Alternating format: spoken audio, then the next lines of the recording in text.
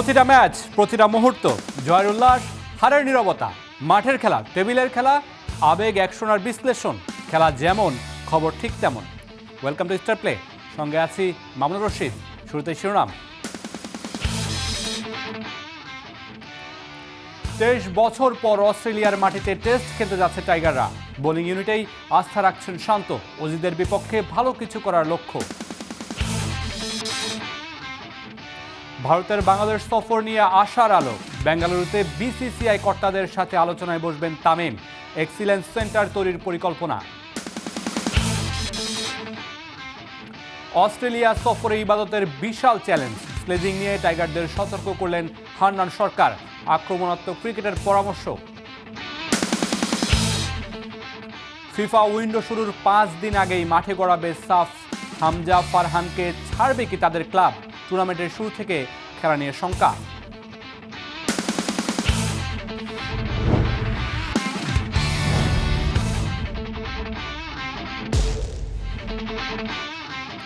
অস্ট্রেলিয়ার বিপক্ষে বাংলাদেশের টেস্ট ইতিহাস খুব একটা সুখকর নয়। তবে নতুন পরিকল্পনা আর আত্মবিশ্বাস নিয়ে দীর্ঘ 23 বছর পর অজিদের মাটিতে টেস্ট খেলতে যাচ্ছে টাইগাররা। দেশ ছাড়ার আগে অধিনায়ক নাজমুল হোসেন শান্ত জানালেন দলের প্রস্তুতি, পরিকল্পনা এবং প্রত্যাশার কথা। বিস্তারিত কেএম সোয়ানের রিপোর্টে। দীর্ঘ 23 বছর পর আবারও অস্ট্রেলিয়ার মাটিতে টেস্ট খেলতে যাচ্ছে বাংলাদেশ। তাই সিরিজ ঘিরে ক্রিকেট আঙ্গনে চলছে ব্যাপক আলোচনা। শক্তিশালী অজিদের বিপক্ষে টাইগারদের সম্ভাবনা কতটা, পরিকল্পনায় বা কী? দেশ ছাড়ার আগে সংবাদ সম্মেলনে এসব প্রশ্নের উত্তর দিয়েছেন টেস্ট অধিনায়ক নাজমুল হোসেন শান্ত। আত্মবিশ্বাসী কণ্ঠে তিনি জানিয়েছেন ভালো কিছু করার লক্ষ্য নিয়েই অস্ট্রেলিয়া সফরে যাচ্ছে বাংলাদেশ। বিশেষ করে বোলিং ইউনিটের ওপরই সবচেয়ে বেশি আস্থা রাখছেন তিনি। অস্ট্রেলিয়াতে যে কন্ডিশন থাকে এই কন্ডিশনে অবশ্যই সেম এক্সপেকটেশনটাই আছে, তারা 20 উইকেট নিয়ে দিবে এবং পাশাপাশি দুইটা ভালো এক্সপিরিয়েন্স স্পিনারও আছে। সো তারাও এই হেল্পটুকু পেস বোলারদের করবে। সো স্কোয়াডে যেই পেস বোলারগুলো আছে তারা ক্যাপাবল এবং মুশফিক ছাড়া আমি বলবো যে মোটামুটি সবাই এক্সপিরিয়েন্স। সামনে কঠিন পরীক্ষা, তাই মিরপুরে গত কয়েকদিন ধরেই ঐচ্ছিক অনুশীলনে ব্যস্ত ছিলেন ক্রিকেটাররা। মাঠে ছিলেন না শান্ত, তবুও দলের প্রস্তুতির দিকে ছিল তার নিবিড় নজর। তবে অধিনায়কের মতে টানা বৃষ্টির কারণে দেশের মাটিতে পরিকল্পনা অনুযায়ী অনুশীলন সম্পূর্ণ করা সম্ভব হয়নি। বৃষ্টির কারণে প্রিপারেশনটা বাংলাদেশ ওইভাবে ঠিকমতো প্লেয়াররা নিতে পারে নাই এবং যতটুকু সম্ভব হয়েছে নেওয়ার চেষ্টা করেছে। আপনারা দেখেছেন যে প্র্যাকটিস হচ্ছে গ্রানাইটে, উপরে বোলিং মেশিনের সাহায্যে যতটুকু নেওয়া সম্ভব। বাট আমি স্টিল বিলিভ করি যে প্রিপারেশনের জায়গায় একটু তো ঘাটতি ছিল এবার। অবশ্য সেই ঘাটতি অস্ট্রেলিয়ায় পুষিয়ে নেওয়ার সুযোগ পাচ্ছে টাইগাররা। সেখানে পৌঁছে কয়েকদিন নিবিড় অনুশীলনের পাশাপাশি 6 আগস্ট থেকে খেলবে 3 দিনের প্রস্তুতি ম্যাচ। এরপর 23 আগস্ট শুরু হবে সিরিজের প্রথম টেস্ট।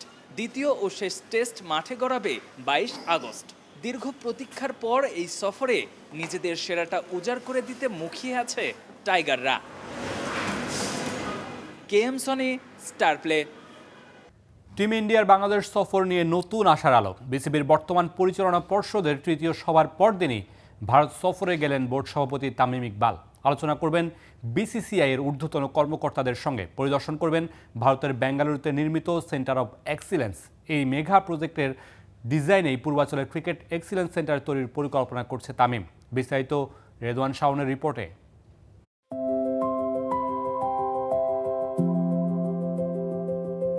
ক্রিকেটে একের পর এক চমকপ্রদ পরিকল্পনা। দায়িত্ব নেবার 1.5 মাসেই বোর্ড সভায় গ্রিন সিগন্যাল পেয়েছে ক্রিকেট এক্সিলেন্স সেন্টারের প্রকল্পটা। যেন নিজের দেখা স্বপ্নগুলো একে একে পূরণ করার মিশনে তামিম ইকবাল খান। ক্যারিয়ারে খেলেছেন ওপেনার রোলে।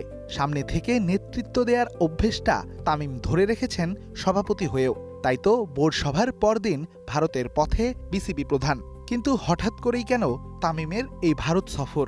আসন্ন দ্বিপাক্ষিক সিরিজ নিয়েই কি তবে বিসিসিআই এর সাথে রুদ্ধদ্বার বৈঠক করবেন বিসিবি প্রধান?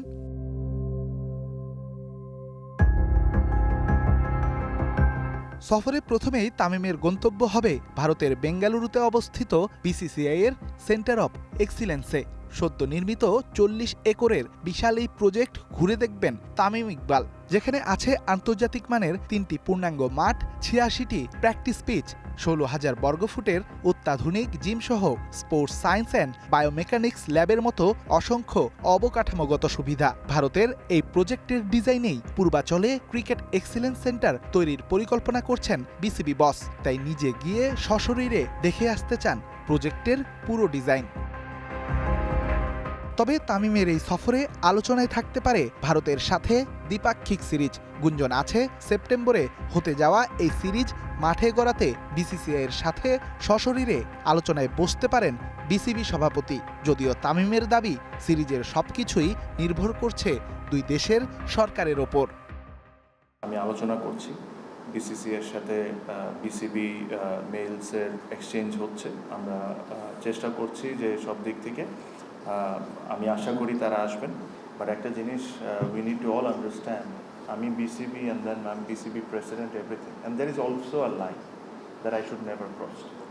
সো আমার জায়গা থেকে আমার দায়িত্বের মধ্যে যতটুকু করা সম্ভব হচ্ছে, I am talking to people, I am trying to tell him what advantages it has with India series and all those things, but there are certain things that are beyond my control. সংক্ষিপ্ত এই ভারত সফরে তামিমের সঙ্গী বিসিবির আরেক board পরিচালক শাহনিয়ান তানিম।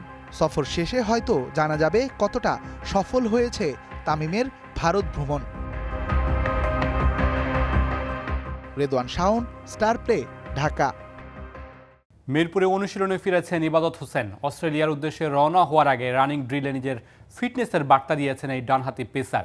চোটে ছিটকে যাওয়া শরীফুল ইসলাম ও নাহিদ রানার অনুপস্থিতিতে অজিদের বিপক্ষে দলের অন্যতম ভরসা হতে পারেন সিলেটি রকেট। বিস্তারিত কেমসনের রিপোর্টে। নিজেকেই ছাড়িয়ে গেলেন সিলেটি রকেট ইবাদত হোসেন। আগের চেয়ে কম সময়ে শেষ করলেন রানিং ড্রিল, মাতলেন নিজের চিরচেনা সেলিব্রেশনে। অস্ট্রেলিয়া সিরিজকে সামনে রেখে মিরপুরে প্রথম দিন অনুশীলনে দেখা গেল এই ডানহাতি পেসারকে।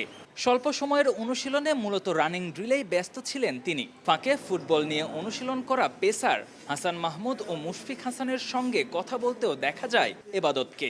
অস্ট্রেলিয়ার বিপক্ষে বাংলাদেশের পেস আক্রমণের বড় দায়িত্ব যে তাদের কাঁধেই।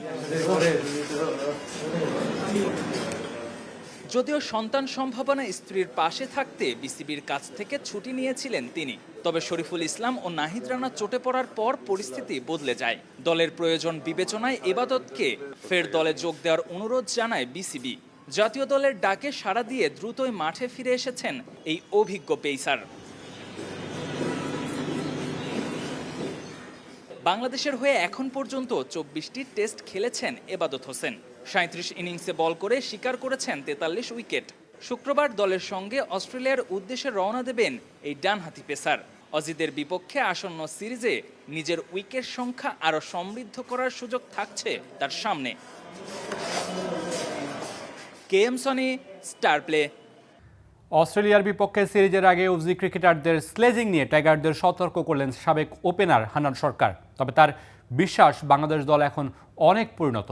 হাবিবুল বাশারের মতো জুবাই কোচেরও পরামর্শ আক্রমণাত্মক ক্রিকেটের। নিজের অভিজ্ঞতার আলোকে দিলেন ভালো করার টোটকা।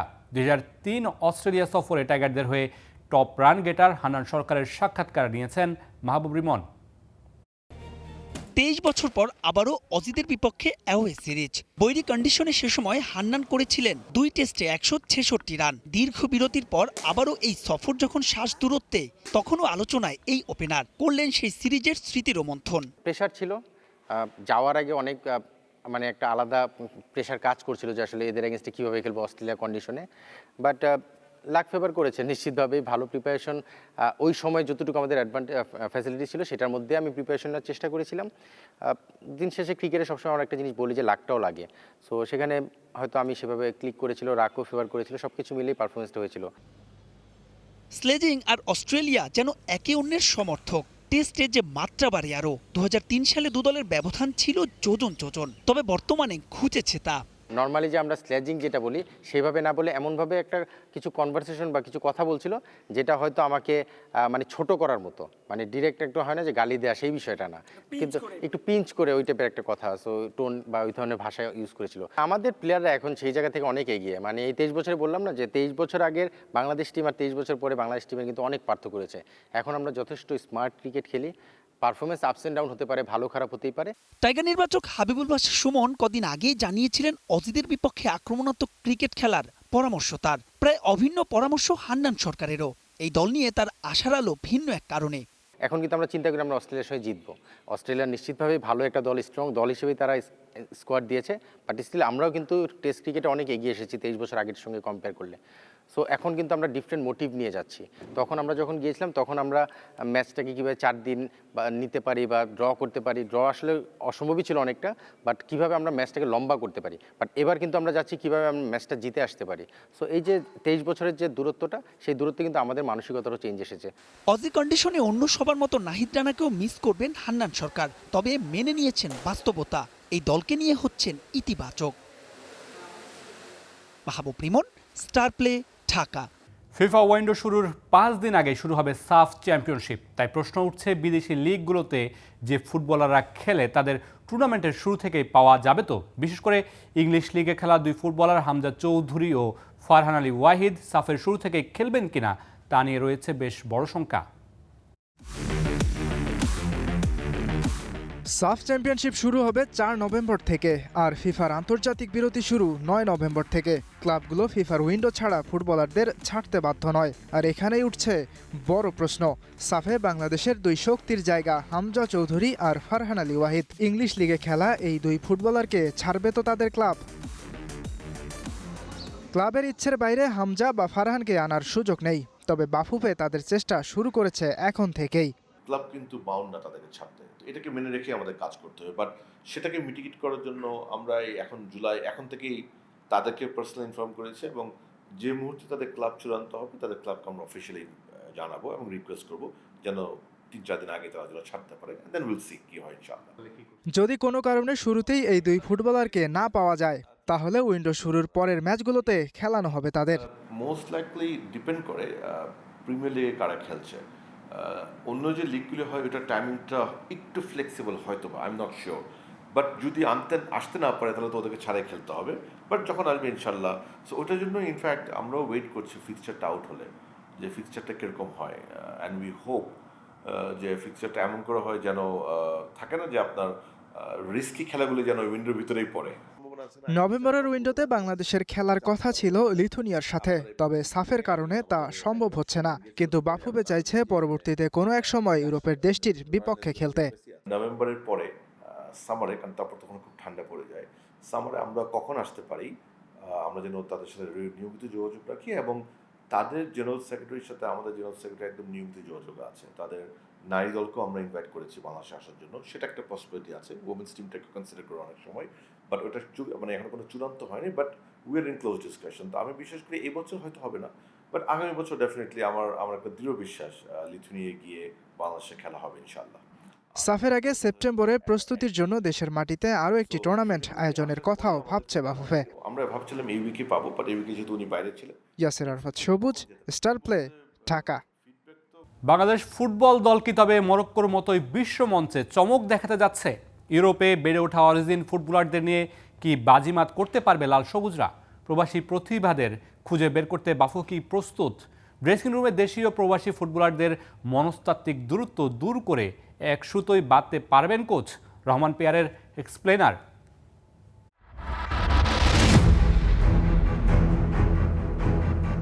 কাতার বিশ্বকাপ সেমিফাইনালের পথে মরক্কো স্পেনকে হারিয়ে পর্তুগালকে উড়িয়ে একটা দল বিশ্বকে থমকে দিয়েছিল, কিন্তু সেই দলের অধিকাংশ খেলোয়াড়ের জন্ম মরক্কোর মাটিতে হয়নি। তারা এসেছিল ফ্রান্স, স্পেন, নেদারল্যান্ডস, বেলজিয়াম থেকে। দ্বৈত নাগরিকত্ব নিয়ে ইউরোপের শীর্ষ একাডেমিতে বেড়ে ওঠা কিন্তু মরক্কোর রক্তে। প্রশ্ন হচ্ছে, বাংলাদেশ কি মরক্কোর পথে হাঁটতে পারে, নাকি এটা শুধুই কাগজে কলমেই স্বপ্ন? অরিজিন ফুটবলার যে অস্ত্রটি বাংলাদেশ এখনো ঠিক মতো ব্যবহার করেনি। মরক্কোর সাফল্যের মূল চাবিকাঠি একটাই, ডায়াসপোরা প্লেয়ারদের সঠিক ব্যবহার। ইউরোপের শীর্ষ লিগে বেড়ে ওঠা বিশ্বমানের একাডেমিতে তৈরি খেলোয়াড়দের জাতীয় দলের জার্সি গায়ে তুলে নেয়া। কিন্তু এটা শুধু ডাক দিয়ে হয়নি। মরক্কো ফুটবল ফেডারেশন ইউরোপ জুড়ে স্কাউট নিয়োগ করেছিল। খুব কম বয়স থেকেই ওই খেলোয়াড়দের এবং তাদের পরিবারের সঙ্গে যোগাযোগ রেখেছিল, বিশ্বাস তৈরি করেছিল।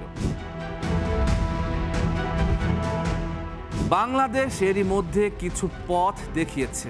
জামাল ভুঁইয়া, তারিক কাজী, হামজা চৌধুরী, সমিত সোম, ফাহমিদুল ইসলাম, এরা সবাই অরিজিন ফুটবলার।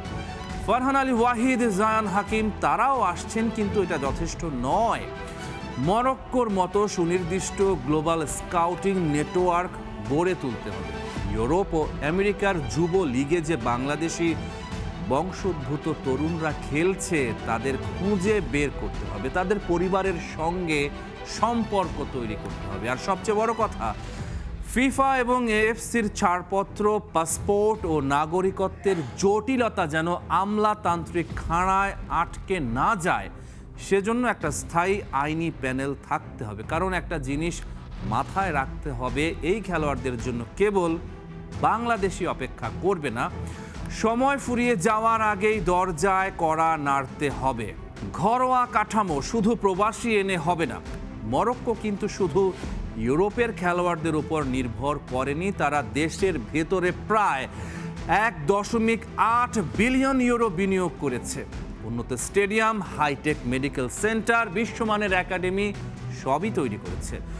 মরক্কোর ফুটবল একাডেমি থেকে দেশীয় প্রতিভা তৈরি হয়েছে, যারা প্রবাসীদের সঙ্গে মিলে মিশে দলকে শক্তিশালী করেছে। বাংলাদেশের জন্য এটাই বড় পাঠ। শুধু যুক্তরাজ্য বা আমেরিকা থেকে খেলোয়াড় এনে দীর্ঘমেয়াদী সাফল্য আসবে না। বাংলাদেশ ফুটবল লিগের মান উন্নত করতে হবে, ক্লাবগুলোর আর্থিক কাঠামো ঠিক করতে হবে, তৃণমূলে দীর্ঘমেয়াদী একাডেমি প্রতিষ্ঠা করতে হবে। নেতৃত্ব, ড্রেসিং রুমে একটাই ভাষা। মরক্কো যে কাজটা সবচেয়ে কঠিনভাবে করেছে, তা হলো ড্রেসিং রুমকে এক সুতোয় বাঁধা। ইউরোপীয় সংস্কৃতির খেলোয়াড় এবং দেশীয় খেলোয়াড়, এদের মধ্যে মনস্তাত্ত্বিক দূরত্ব কমিয়ে আনা। মরক্কো এমন একটা দলে পরিণত হয় যারা মাঠে যুদ্ধ করত, ড্রেসিং রুমে ভাইয়ের মতো থাকতো। বাংলাদেশের জন্য এটা বড় চ্যালেঞ্জ। কোচের দীর্ঘমেয়াদী পরিকল্পনা নিশ্চিত করতে হবে। অরিজিন ফুটবলারদের দলে টানা মানেই কাজ শেষ নয়, তাদের মন জয় করতে হবে, তাদের মনে করাতে হবে বাংলাদেশের জার্সি গায়ে দেয়া মানে একটা অভিযানের অংশ হওয়া। আর সেই অভিযানের নেতৃত্ব দিতে হবে এমন কাউকে যিনি আন্তর্জাতিক ফুটবলের ভাষা বোঝেন, একই সঙ্গে বাংলাদেশের মাটি ও মানুষকেও চেনেন। বিশ্ব ফুটবলের আধুনিক বাস্তবতায় প্রবাসী প্রতিভাদের ব্যবহার করা কোনো শর্টকাট নয়, শক্তিশালী কৌশল থাকতে হয়। বাংলাদেশ যদি 2030 বা 2034 সালের লক্ষ্যমাত্রা অর্জন করতে চায়, যদি এশিয়ান কাপের মূল পর্বে খেলার স্বপ্ন দেখতে চায়, তাহলে এখন থেকেই সিদ্ধান্ত নিতে হবে।